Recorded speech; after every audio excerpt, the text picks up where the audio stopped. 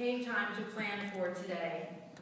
My cousin Anne-Marie told me that about 2 months ago, my grandmother said to her, "You better not cry for me when I'm dead." So today, I'm going to try to honor Ema's very straightforward wishes and not cry while I give this brief talk.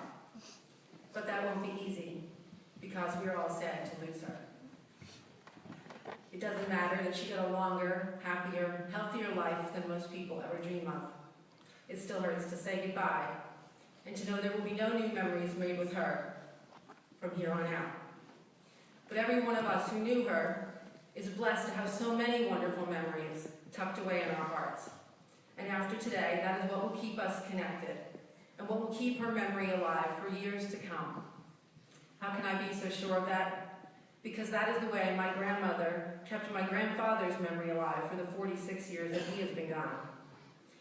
It was clear to anyone who ever spent any time with her that her Freddie was the love of her life, and time and separation never diminished that. She would light up whenever she talked about him, even just a few weeks ago in the hospital where she had his picture. That beautiful love story should be a reminder to all of us here today that our relationship with Ema, with Helen, does not end here. It just changes. We can follow her example and keep her memory alive by sharing her stories and remembering her with laughter and lightness. In my family, it is a well-known fact that a sure sign of Ema's love and affection for you was when she would call you a jerk. My husband Dennis says he can remember the time and place when Ema first called him a jerk, signaling his acceptance into our family. Just 2 weeks ago, when Anne-Marie and I were at the nursing home, and Ema wasn't really saying much at that point, Anne-Marie said something funny and looked at her and said, "This is where you would call me a jerk." And Ema gave her a look that said exactly that without any words at all. She was funny and tough and strong and wise and accepting. All things I didn't always appreciate when I was young, but came to value more and more as I grew older and saw what she could teach me. She took life as it came.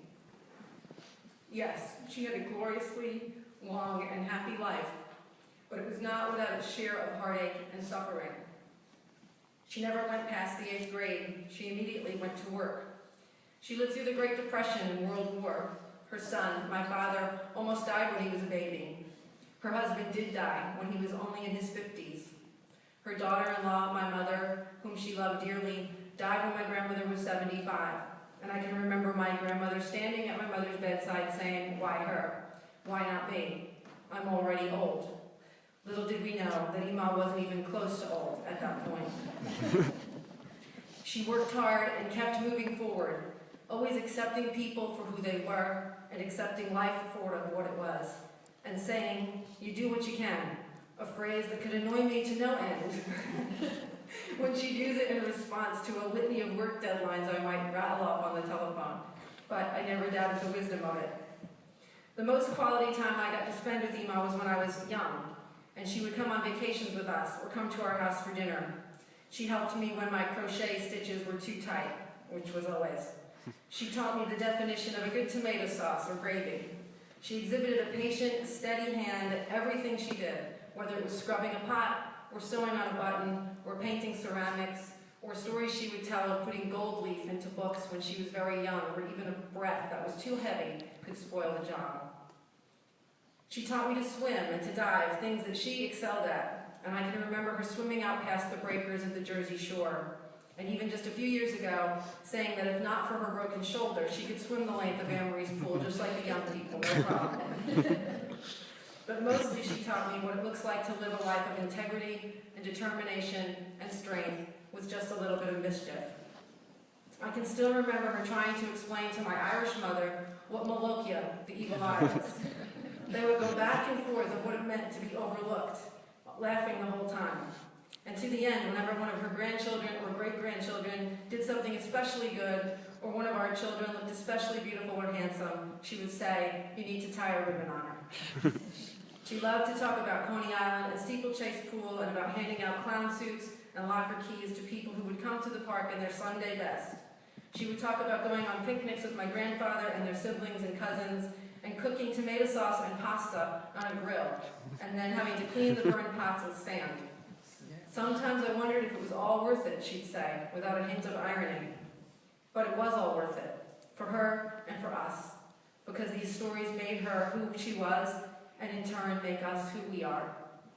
For the past few decades, I have not been lucky enough to be around Ima with frequency and regularity, and that was my loss. I know that for my sister Tricia, and to a lesser extent my brother Fred, it has been a similar story. Distance has made it difficult for us to be where we wanted to be, but our hearts were always there. My Aunt Louise and Uncle Mike and cousins Amory and Eileen and their families were there day in and day out, providing her with everything she needed and then some. I always used to tell people my grandmother lives alone, but she couldn't live alone if not for my aunts and my aunt and my cousins, and that was the absolute truth. And my father Sal and stepmother Doreen, who lived too far away to see Ima every day, remained a constant presence nonetheless. They were kept connected by the never-ending phone calls my father would make to Ima. I think it was 4 a day. I've never seen people so happy to carry on a daily conversation about the weather, the mail, the garbage pickup, and the daily clue from the Wheel of Fortune. And yet those little seemingly mundane things were another lifeline, keeping Ima connected and reminding her always that she was loved beyond measure. When I talked to Ima in recent months, and even the past couple of years, she sort of made it clear that she was kind of ready to move on to the next part of this journey. And one day, not that long ago, when I visited her at the nursing home, she came back from physical therapy and said with exhaustion in her face and her voice, "I'm ready." And I said, "Ready for what?" And she said, "Ready for Freddie." And I knew in that moment from the way she said it that she meant it. I knew that she was ready and waiting to finally be reunited with her true love. And that, to me, is the definition of faith. She was not scared. She was never scared, really. She was ready for anything. I just hope St. Peter was ready when she showed up at the pearly gates and lovingly called him a jerk. We love you, Ima. We will miss you, but we will never forget you.